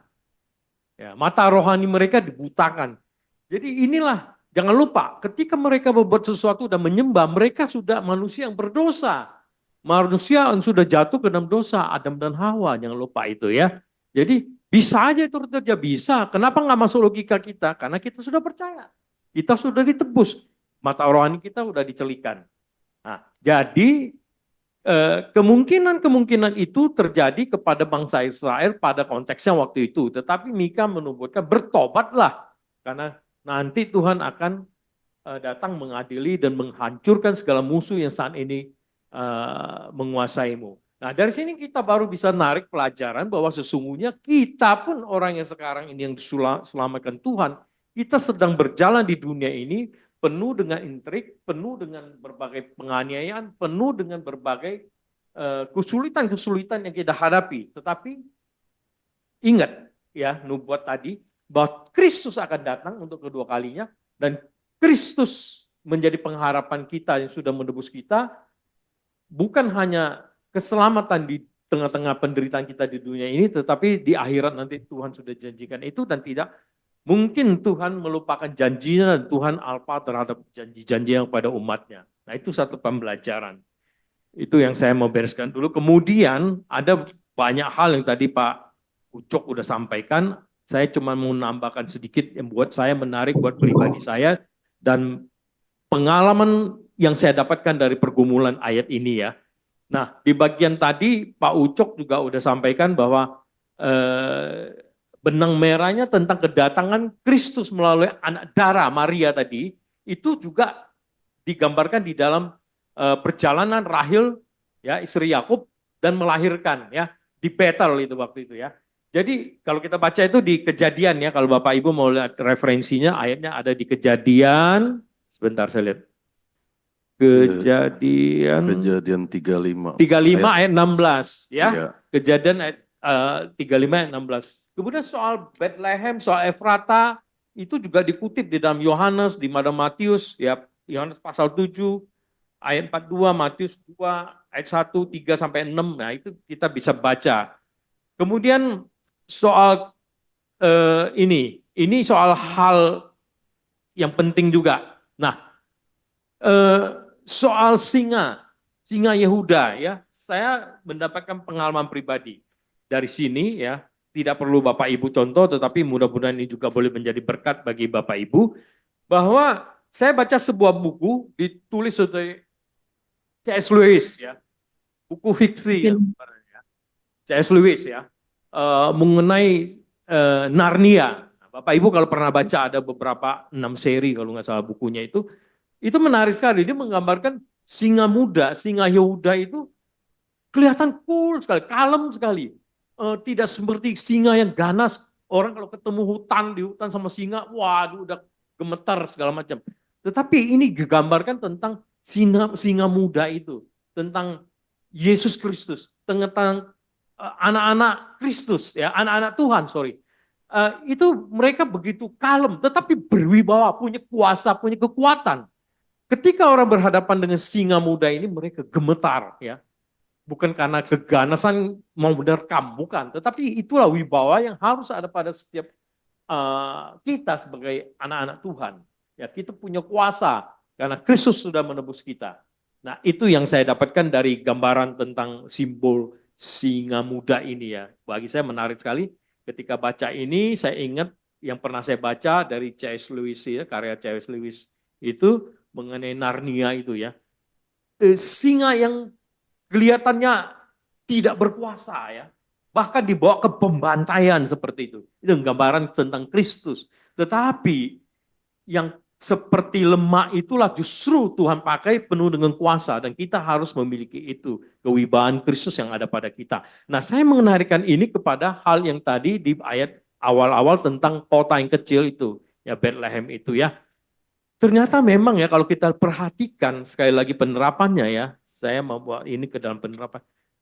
Kecil itu memang kelihatannya lemah ya. Tetapi ada sebuah frase, small is beautiful. Nah, ini sedang kita garap, small is beautiful. Kelompok kecil, PA seperti ini. Kelihatan kecil, tapi ada kekuatan dahsyat di dalamnya Bapak Ibu. Ya, ada kekuatan dahsyat yang nggak anggap remeh. Kelihatan kecil, tapi inilah pengharapan ke depan gereja. Setiap kita dilengkapi dengan belajar dengan sungguh-sungguh di hadapan Tuhan, secara pribadi relasi kita dengan Tuhan, secara komunal, kelompok PA, kelompok kecil, itu akan membawa kita semakin dewasa di dalam Tuhan. Dan disitulah kewibawaan Tuhan tampak, kemuliaannya nyata di dalam kehidupan anak-anak Tuhan. Dan itu saja dulu Pak Yudi yang mau saya sampaikan. Kalau banyak nanti teman-teman lain dengan kemudian. Sudah banyak. Terima kasih. Sudah banyak memang. Jadi pas sekali nih ya waktunya nih Pak Heri sampai 20-25 ya. Banyak sekali tadi yang disampaikan oleh Pak Heri ya. Di sini saya catat bahwa tadi mengenai penyembahan kepada berhala kok bisa gitu ya. Itu memang karena manusia tadi sudah jatuh ke dalam dosa sehingga kemungkinan diseret kepada dosa-dosa seperti demikian termasuk juga orang saat ini itu juga bisa terjadi. Karena memang kalau kita perhatikan juga orang-orang sekarang aja nggak usah yang berhala modern, berhala yang zaman dahulu aja masih ada juga yang mempercayai itu ya. Yang masih ke gunung-gunung, ke pohon-pohon gitu masih ada ya. Lalu tadi disoroti juga mengenai kelahiran anak darah Maria ya. Kemudian simbol singa ya sebagai kewibawaan Kristus ya. Memang itu saya juga membaca itu ya bahwa padahal di bagian ayat yang lain kan bahwa kita kan diutus seperti domba di tengah serigala. Tapi ini konteksnya memang berbeda. Singa di sini tuh kita sebagai umat Tuhan itu sebetulnya diberikan kekuatan ya seperti singa ya. Sehingga punya kewibawaan Kristus. Sehingga kalau kita perhatikan dalam konteks para penginjil itu punya apa ya? Punya daya juang, punya hati ya. Punya kekuatan atau keberanian itu seperti singa gitu. Tidak takut gitu. Nah kemudian tadi juga disinggung Bethlehem ya, kelihatannya kecil, memang lemah ya, sehingga dikontekstualisasikan oleh Pak Heri gitu ya, bahwa kita sebagai umat Tuhan ya yang kecil sekalipun kita kelompok kecil katanya ya, PA gitu, kita jangan menganggap itu sebagai suatu kecil, tapi dari sini bisa menghasilkan sesuatu yang besar. Nah, begitu kira-kira. Saya berikan selanjutnya kepada Pak Yudi. Oi. Di chat itu ada Pak Estron izin sharing dia. Pak Esron, oh saya nggak bisa baca ini. Kalau di sini. Di sini nggak bisa baca nih, mungkin yang membacakan Pak Oscar lah bacakan. Bukan, maksudnya mungkin dia izin sharing, artinya kasih kesempatan untuk dia untuk sharing gitu kali Pak. Oh iya, silakan. Tapi 5 menit aja ya, karena ini pas habis waktunya. Silakan. Pak Esron silakan sharing Pak. Pak Esron, silakan Ya, Pak Esron. ya. Shalom, selamat malam Bapak Ibu. Apakah suara saya Pak terdengar? Saud belum. Iya. Terdengar Pak, jelas. Ya. Terima kasih. Terima kasih. Waktu saya singkat ya Pak. Terima kasih Pak Heri memberikan undangan ini. Nah, baik, membaca narasi Mika pasal 5 ayat 1 sampai 14 ini menjadi berita pengharapan, berita penghiburan, berita keselamatan bagi siapapun. Ketika membaca teks ini, maka kita akan menemukan solusi-solusi yang Tuhan berikan. Sedikit memberikan gambaran atau jawaban sharing tentang Pak siapa tadi? Pak Edward ya Pak ya, tentang ayat 12. Dalam tradisi Israel pada zaman dulu berbicara tentang melenyapkan patung-patung dan tugu berhala tadi dan tidak sujud menyembah. Dalam tradisi Israel, dalam konteks peperangan, bila sebuah negara A melawan negara B, maka yang dikalahkan bukan hanya secara historis, geografis, dan semua perangnya, tetapi juga Tuhannya. Maka negara yang dikalahkan, Allahnya harus tunduk dan menyembah kepada Allah negara yang menang perang. Tradisi peperangan Israel atau pada zaman itu harus seperti itu. Makanya kita bisa melihat konteks ketika orang Israel kalah, maka tabut yang orang Israel itu dibawa karena tabut itu melambangkan Allahnya yang disembah, kekuatan daripada orang Israel, maka dibawa. Begitu juga kalau negara lain kalah oleh Israel, maka negara itu harus menyembah kepada Allahnya Israel. Maka dalam konteks ini saya mau sampaikan, nanti sampai ke situ ya Pak Edward, ya ada 3 yang mau saya bagikan. Yang pertama, tadi saya setuju ya dengan kalimat siapa tadi, kalau kita membaca dalam, saya tadi membacanya dalam Alkitab bahasa Ibrani supaya tidak menyimpang ke sana kemari. Memang dimulai dari, kalau Alkitab kita bahasa Indonesia kan, ayat 1, tapi engkau hai Bethlehem, tapi sebenarnya belum, dimulai dari ayat sebelumnya. Saya akan menemukan, saya memberikan 3. Yang pertama, tetapi, itu ayat pertama, tadi sudah dibahas ya. Menjadi pertanyaan adalah ternyata dalam teks ayat 1 itu, engkau yang terkecil di antara ribuan, among thousand. Di antara ribuan, daripada ini perlu menjadi pertanyaan nanti kepada pemateri, maksudnya terkecil dari hal apa? Itu yang pertama nanti perlu ditanya. Karena dalam bahasa Ibraninya dia pakai thousand, BLP gitu ya. Jadi dikatakan Efrata Bethlehem itu yang terkecil thousand, BLP di antara ribuan apa itu perlu digali nanti supaya kita bisa menemukan. Kenapa dikatakan Bethlehem tadi yang terkecil? Kalau dalam teks itu terkecil di antara ribuan. Itu perlu digali. Yang kedua, ternyata Allah memiliki, tadi benar kata Pak Heri, ada batasan-batasan, ada limit, ada waktu, ada masa untuk segala sesuatu terjadi. Maka dalam konteks ini, ketertindasan dan segala peluang kejahatan yang dilakukan, ada batasnya. Sekarang limitnya sudah selesai. Maka dikasih tahu di ayat 2. Sebab itu aku akan membiarkan perempuan akan melahirkan. Nah ini sekarang batasnya sudah dikasih tahu. Dengan cara apa? Dia memberikan solusi jalan keluar atas masalah yang ada. Solusinya apa? Mulai dari ayat 3, 6, 7 sampai 14. Ada kata maka. Maka di sini ada hubungan refleksif. Terjadi seperti ini, dilakukan seperti ini. Terjadi seperti ini, rancangan Allah. Jadi rancangan Allah itu beyond, melampaui segala apa yang manusia perbuat. Dia beyond. Dia sudah merancangkan jauh ke depan, maka ada maka. Maka kita menemukan tadi ke Pak Edward tadi, Pak, dari ayat 9 sampai ayat 14, ada kata aku yang diulangi. Dan kata melenyapkan yang diulangi beberapa kali. Kata menyelenyapkan di sini, dalam bahasa Ibrani, bahasa aslinya itu, dia menggunakan kata karat. Wehikrati, karat itu memotong. Ini ingat perjanjian ketika siapa yang disunat itu waktu proses sunat itu adalah pemotongan. Jadi ada ikatan perjanjian, maka di sini melenyapkan itu adalah proses pemotongan, penghancuran sampai ke akar-akarnya. Jadi selama ini apa yang mereka banggakan, yang saya tuliskan di sini, ya apa yang mereka banggakan harus ada pembersihan, penyucian, perubahan, yaitu apa? Ada pembersihan dari penyembahan berhala. Ada perubahan Dari kemarin fokus pada kekuatan manusia, sekarang harus fokus kepada kekuatan Allah.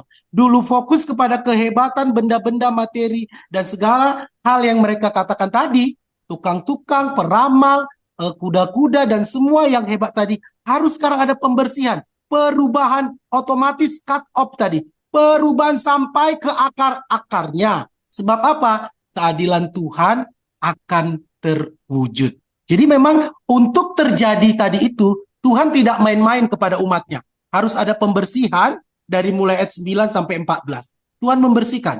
Tuhan membersihkan. Dia tidak mau kompromi. Dia bukan Allah yang mau kompromi terhadap perbuatan dosa. Maka dari sini saya bisa berikan bagian penutup untuk bagian ini adalah berita pengharapan di tengah zaman intertestamental kegelapan itu. Tuhan memberikan solusi berita bahwa segala perbuatan segala kelakuan jahat harus dihancurkan. Sekarang berbalik.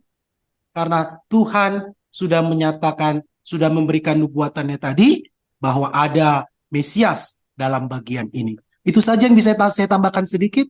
Tuhan Yesus. Ya, terima kasih Pak Esron ya. Saya tidak banyak mengulas lagi ya. Tadi sudah disinggung bahwa dulu kerajaan kalau mengalahkan, maka yang kalah harus menyembah dewanya lah, kira-kira gitu ya. Lalu tadi highlight engkau yang terkecil itu bahasa Ibraninya di antara ribuan ya. Kemudian ada limit ya, batasan dalam kejahatan ini. Tuhan nanti akan memberikan solusinya ya. Ada yang sudah beyond tadi ya. Melenyapkan di sini juga berarti memotong ya sampai ke akar-akarnya. Lalu ada nubuatan Mesias. Tapi saya lupa ya, ini sebetulnya waktu sudah habis. Tapi saya mau memberikan waktu dan kesempatan kepada Pak Saud ya. Barangkali cukup 5 menit Pak Saud. 5 menit tuh panjang loh. Sebelum ke Pak Gelen nanti. Terima kasih Pak Moderator, saya dikasih dispensasi waktu. Luar biasa, saya lihat semarak hari ini, baik di onsite maupun di online. Semua hadir, tapi yang ada kekurangan sih, tadi di bawah juga Pak Heri, saya singgung, para penatuanya banyak hadir enggak ya? Baik, oke.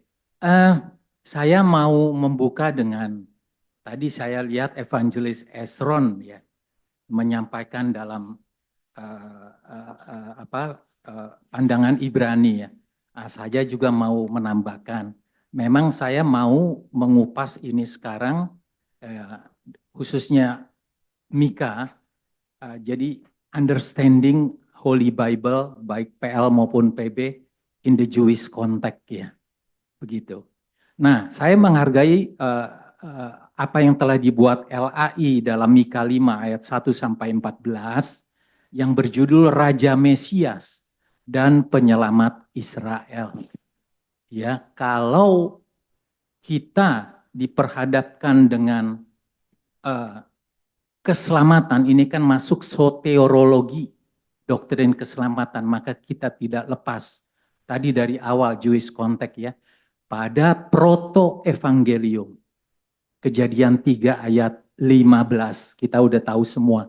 Dan itu digenapi oleh Tuhan Yesus Kristus di atas kayu salib. Nah, rupanya nubuatan kedatangan Kristus ini sudah dimulai di Kejadian 3 ayat 15, persis di mana waktu Adam mati, tapi ada pengharapan kelahiran. Ada pengharapan keselamatan ya. Jadi ini paradoks ya. Kemudian kalau kita lihat di Mika 5 ini bernubuat tentang kelahiran Raja Mesias. Jadi ini berkaitan dengan Mika pasal 4 yang lalu yang saya sebut Migdal Eder. Itu menunjuk kepada harus Bethlehem Efrata. Apa arti Bethlehem? Rumah makanan. makanannya itu spesifiknya adalah roti. Jadi rumah roti. Nah, apa yang terjadi? Saya bicara tentang historis dulu ya. Karena teologis tanpa historis itu masih dalam ranah nubuatan. Tapi kalau sudah ada historis, ada arkeologis, kemudian teologis, maka sudah lengkaplah. Itu bukti nyata ya. Jadi di kota Bethlehem Efrata ini lahir dua raja. Ya, Daud juga lahir di Bethlehem Efrata. Lahir tahun 1040 sebelum Masehi dan pada usia 70 tahun meninggal ya di tahun 970 sebelum Masehi. Jadi sebelum zamannya Mika ratusan tahun. Raja terbesar. Salomo boleh raja yang paling berhikmat. Tapi raja terbesar. Sampai sekarang kalau kita ke Israel, waktu orang harus berkunjung ke makam Daud, cium kuburnya Daud itu. Saya aja sampai kepalanya nyusut-nyusut. 2 kali saya ke sana. Jadi raja terbesar Daud. Nah yang kedua yang lahir di Bethlehem Efrata, ternyata Tuhan Yesus Kristus. King of Kings. Raja di atas segala raja. Inilah nubuatan yang telah digenapi. Jadi sejak proto-evangelium, Mika sebenarnya saya anggap bukan Mika mengutip ya. Mungkin menambahkan. Kalau kita buka di Yesaya pasal 7 ayat 14 ya. Sebab itu Tuhan sendirilah yang akan memberikan kepadamu suatu pertanda. Sesungguhnya seorang perempuan muda mengandung dan akan melahirkan seorang anak laki-laki.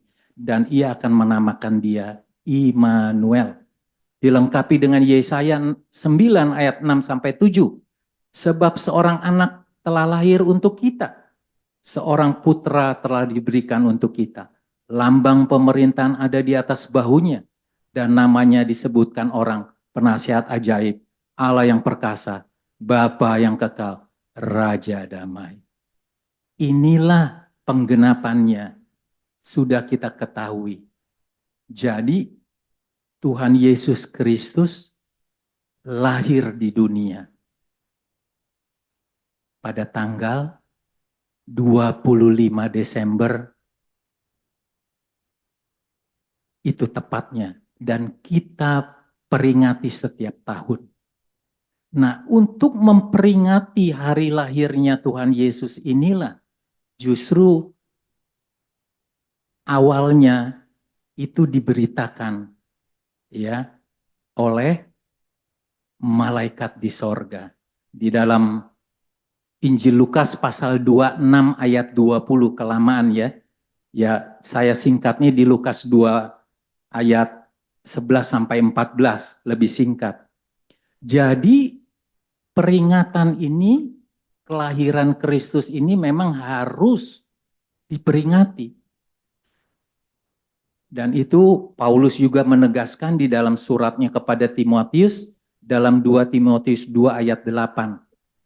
Ya ingatlah ini, Yesus Kristus yang telah bangkit dari antara orang mati, yang telah dilahirkan dari keturunan Daud, ya. Singkatnya seperti itu. Jadi memang kita diperingati. Namun ini ada satu case yang mungkin saya akan sampaikan dan ini sejarah. Kita baru saja memperingati tanggal 31 Oktober kemarin ya sebagai hari reformasi. Tepatnya di tanggal 31 Oktober 1517. Jadi sampai dengan hari ini nih kita sudah memperingati 507 tahun plus 1 hari. Sekarang tanggal 1. Ya, saya tidak membahas tentang reformasi gerejanya. Namun rentetan dari pasca reformasi ini ada seorang teolog Jerman. Ya, saya catat di sini yang bernama Paul Ernst Jablonski. Ya, Paul Ernst Jablonski ini justru dia menentang perayaan Natal gereja di tanggal 25 Desember. Ya. Alasannya, ini saya catat ya. Alasannya bahwa tanggal 25 Desember itu adalah hari raya kafir. Nah, Paul Ernst Jablonski ini lahir di abad ke-18, tepatnya 30 September 1757. Jadi lahir 28 bulan 12 tahun 1693 dan meninggal 8 September 1757. Kenapa dia menentang? Karena itu dia berkata bahwa penetapan Natal itu baru terjadi di abad keempat. Ya. Nah, kalau kita mau lihat sejarah, memang Kaisar Aurelius menetapkan 25 Desember itu sebagai hari kelahiran Dewa Matahari. Aurelius aja baru tahun 274. Sedangkan gereja awal sudah dari abad pertama sudah merayakan Natal. Jadi ini sejarah fail banget ini si Paul Ernst Jablonski ini. Ya. Jadi bahwa memang perayaan kelahiran Kristus itu memang harus kita peringati. Dan sebenarnya panjang ya.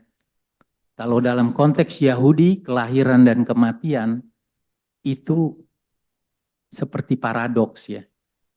Bapa leluhur seperti Musa dan Yakub.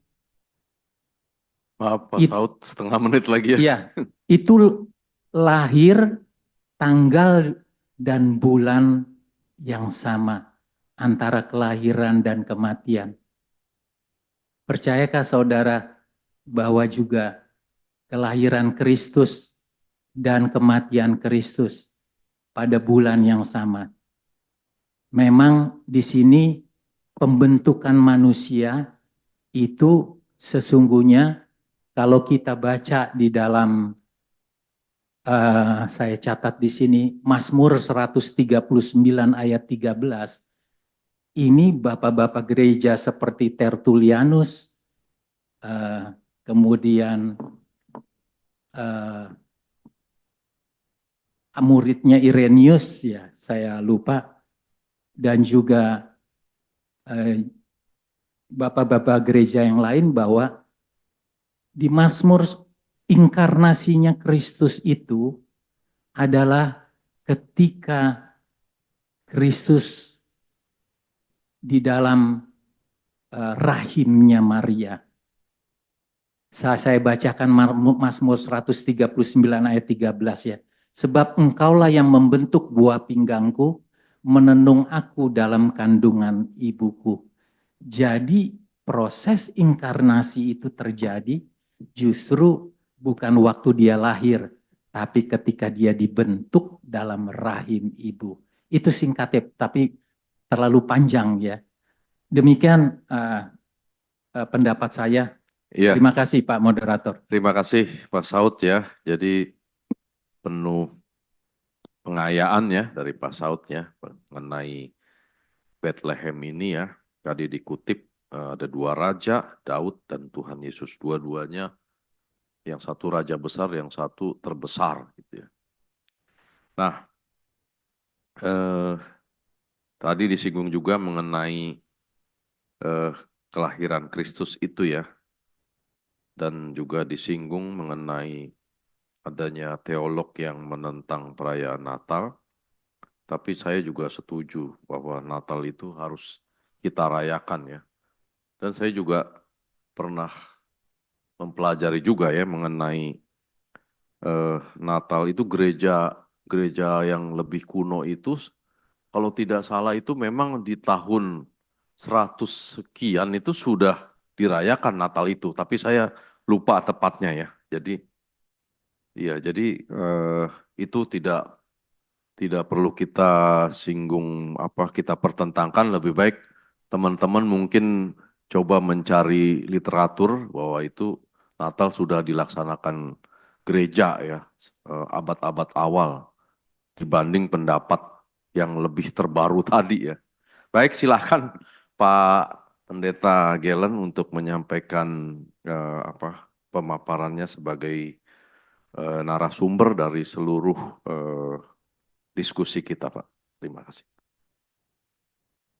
Ya, tadi Pak Saud bagus sekali ya ngomong tentang Paul Ernst Jablonski. Dia mainnya kurang jauh ya, atau bacanya kurang banyak ya.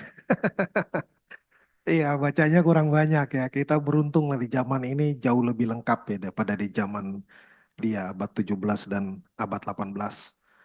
Baik, saya akan share screen. Malam ini saya senang sekali karena begitu kaya, begitu komprehensif, sehingga mungkin lebih kepada rangkuman aja kali ini ya, karena udah lengkap sekali. Apalagi yang disampaikan oleh Pak Ucok tadi, ya sangat lengkap, ya nggak ada lagi yang tersisa. Ya semua dibahas, kata per kata, frasa per frasa. Ya itu sebenarnya narasumbernya ya. Saya cuma notulen doang nih jadinya. Ya terima kasih Pak Ucok, ini effort yang eh, dahsyat ya, luar biasa. Nah, kita semua terberkati. Ya, jadi saya memberikan rangkuman aja ini. Dan mungkin ada yang tadi belum sempat dibahas, bisa saya singgung sedikit. Ya, ini kira-kira gambaran tentang Mika, Nabi Mika menubuatkan kedatangan seseorang yang akan menjadi penyelamat ya di Bethlehem. Nah, menarik di sini betul tadi yang disebutkan kalau di Alkitab terjemahan bahasa Inggris itu dimulai dari yang pasal 4 ayat 14. Ya, kalau di terjemahan bahasa Indonesia TB1, TB2, TB2 saya belum cek ya, tapi rasanya sama dengan TB1. Mulainya dengan tetapi engkau hai Bethlehem Efrata. Kalau di Alkitab bahasa Inggris King James Version, terus updated King James Version, New English Translation, semuanya mulai dari ayat 14 itu yang sudah dikepung. Ya, jadi kondisinya seperti itu. Kemudian tadi yang disebutkan oleh Pak Esron tentang di antara ribuan Yehuda, ya di terjemahan bahasa Inggris juga gitu ya. Saya ambil dari satu updated King James Version versinya dikatakan begini. But you Bethlehem Ephrata, though you be little among the thousands of Judah. Ya, kamu yang kecil di antara ribuan Yehuda. Ya, kalau saya mengertinya ini hanya bahasa figuratif. Artinya Yehuda itu kan banyak sekali. Bethlehem itu kayak kecil sekali lah. Kayak hai engkau Salemba di antara ribuan kelurahan di Jakarta, misalnya kayak gitu kalau saya ngertinya. Jadi kecil sekali dibandingkan dengan yang lebih besar itu. Ya, jadi rasanya tidak mungkin keluar sesuatu yang luar biasa dari kampung yang kecil. Ya, ada satu tafsiran mengatakan Efrata itu kayak kecamatannya gitu. Lalu Bethlehem ini kayak desanya yang lebih kecil. Tetapi memang Alkitab menyatakan bahwa itu tempat kelahiran Raja Daud. Ya, di kitab Samuel itu dikatakan Nabi Samuel disuruh Tuhan pergi menemui Isai, orang Bethlehem itu, papanya Daud, karena saya akan menentukan raja dari anak-anak Isai.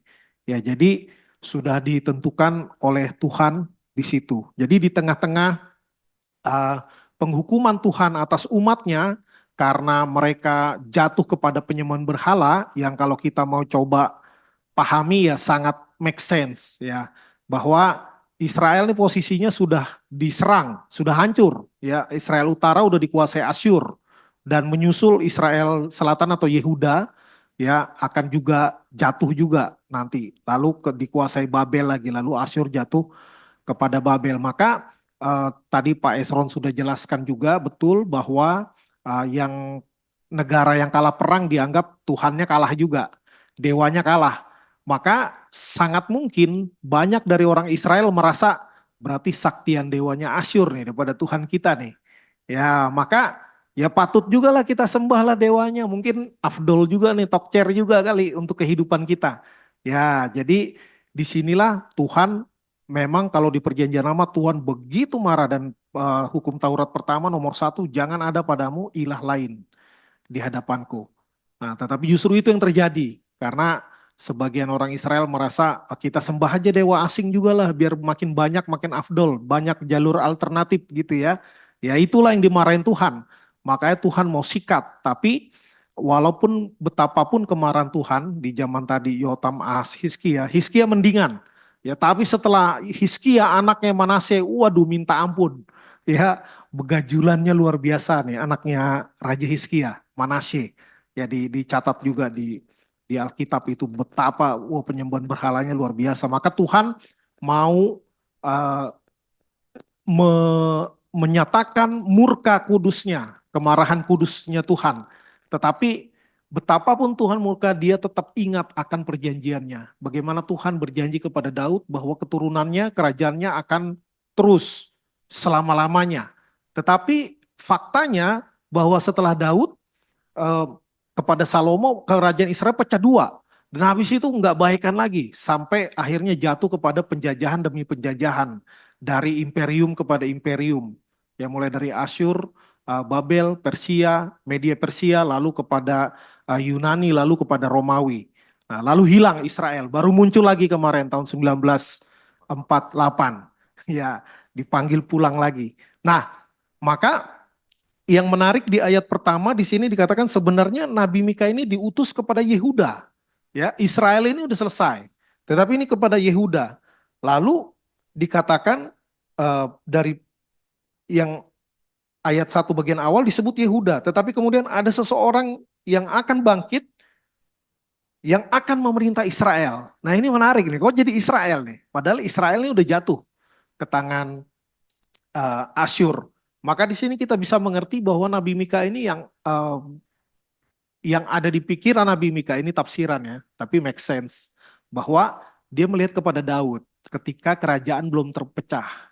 Ketika kerajaan belum terpecah, tidak ada utara dan selatan, semuanya Israel dengan ibu kota Yerusalem. Maka inilah yang ada di dalam pemahaman dan pemikiran dari seorang Nabi Mika. Ya, kemudian sejak purbakala juga ada penafsir yang melihat, kalau kita lihat terjemahan King James Version ini bicara tentang sejak kekekalan. Tadi Pamela sudah bahas ya, sejak kekekalan. Tetapi ada juga penafsir yang mengatakan bukan sejak kekekalan.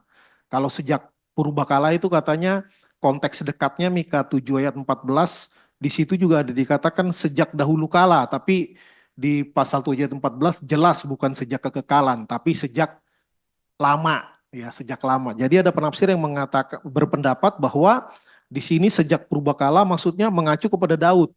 Sejak dahulu kala, ya, ketika Daud memerintah Israel. Ya, jadi gambaran pemimpin Israel yang ideal ya tadi sudah disinggung bagaimana raja terbesar itu Daud. Ya, maka ada kerinduan bangsa yang terjajah rindu pengen punya raja yang memimpin. Ya, tentu patokannya itu adalah Daud. Nah, lalu di ayat 2 dikatakan tentu tafsiran yang umum paling banyak mengatakan tercerita tentang perempuan yang melahirkan bagaimana Maria melahirkan Yesus Kristus.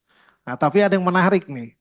Ya, John Calvin ya yang sangat familiar di dunia teologi reform justru pendapatnya ini bukan tentang bicara tentang Maria. Ya, dia bilang ini hanya simbol. Ya, memang reform sangat terkenal dengan semuanya simbol ya. Tadi yang dipaparkan sama Pak Ucok itu reform banget ya, semuanya simbol tuh. Ya, itu reform banget.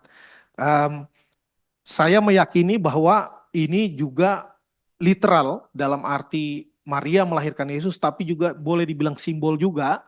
Ya, bisa dua-duanya, tidak ada yang salah menurut saya bahwa seperti perempuan yang sakit melahirkan katanya. Susah dikepung, tapi nanti begitu melahirkan lupa sakitnya. Ya, atau sukacita menggantikan duka cita.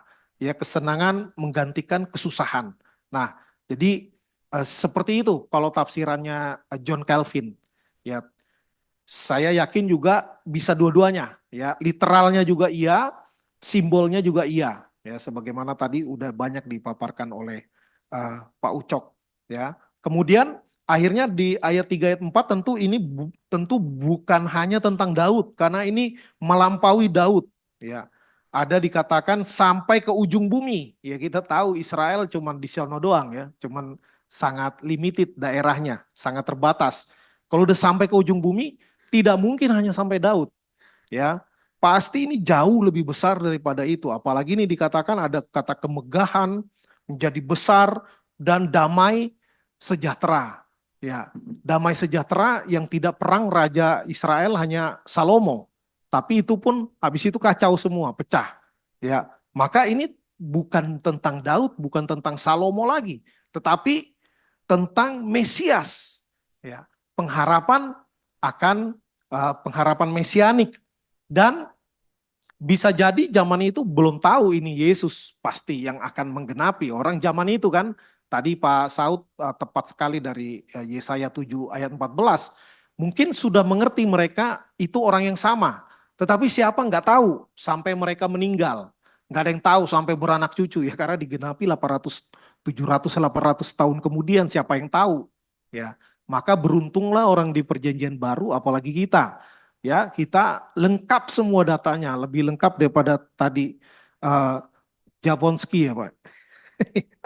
Jablonski yang orang Jerman itu. Kita udah lengkap Alkitab versi cetak, perjanjian lama, perjanjian baru, buku-buku dari bapak-bapak gereja kita lengkap semua. Nah, kita beruntung sekali kita punya semua. Dan di sini tentu pembelajarannya bagaimana kedaulatan Allah di dalam dia menunjukkan rencananya. Memang seringkali nggak mudah ditebak. Kalau mudah ditebak bukan Tuhan namanya. Ya, kemudian kedaulatan Allah dari kampung Bethlehem yang kecil. Di zaman Daud pun Bethlehem kecil. Ya, sampai sekarang Bethlehem tetap kecil. Ya, sampai sekarang. Tetapi bukan soal seberapa kecil, seberapa besar, tetapi tergantung siapa Tuhannya. Itulah kedaulatan Allah. Di tangan Tuhan yang tidak bernilai pun bisa dibuat bernilai. Yang hebat bisa dijatuhkan sama Tuhan. Itu pembelajarannya. Kemudian ini tadi digambarkan Mesias sebagai gembala dan sebagai raja. Tentu Yesus membawa damai yang sejati. Dan seringkali untuk membawa damai disikat dulu. Ya tadi ketika disebutkan gambarannya pakai kata kara, bahasa asli, dipotong lalu dibilang sampai ke akar-akarnya, wah serem juga saya dengarnya, disunat lalu sampai ke akar-akarnya. Mungkin dicabut ya sampai ke akar-akarnya. Nah, maksudnya dipotong supaya tidak ada hubungan lagi. Nah, seringkali juga itu dulu dikerjakan. Ya, ini nanti terkait dengan yang bagian terakhir. Tentu ada remnant tadi, sisa-sisa Yakub, sisa-sisa Israel. Itu bicara tentang bahwa akan ada orang-orang Israel juga yang akan diselamatkan. Ya, kemudian ini tadi di bagian terakhir itu berbicara tentang pemurnian. Ya, bicara tentang pemurnian. Tadi Pak Ucok berkali-kali menyebut kata pemurnian juga dan juga kata kedaulatan. Ya, memang itu yang muncul di sini, bahwa tidak ada dosa yang tidak dihukum oleh Tuhan. Ya, pasti. Dan penghakiman itu juga menjadi dua sisi. Bagi orang jahat ini sesuatu yang menakutkan, tetapi bagi orang percaya ini sesuatu yang menghibur, menambah kekuatan bagi orang untuk melewati masa-masa sukar dalam kehidupan. Selama kita hidup berpaut kepada Allah, maka nanti hari penghakiman akan menjadi penghiburan yang menguatkan kita untuk menjalani hari-hari kita. Dan tentu ini berbicara juga tentang harapan akan kerajaan Kristus yang kekal. Ya, tadi saya lupa satu kata yang dibilang tadi, Bethlehem Efrata yang terkecil di antara thousands of Judah katanya tadi. Tetapi di perjanjian baru di Matius dikatakan, hai engkau Bethlehem, engkau sekali-sekali bukanlah yang terkecil. Ya, ini menarik ya, tadi kembali kepada kedaulatan Allah. Yang terkecil justru oleh karena Tuhan, di perjanjian baru dibilang engkau sekali-kali bukanlah yang terkecil karena Tuhan.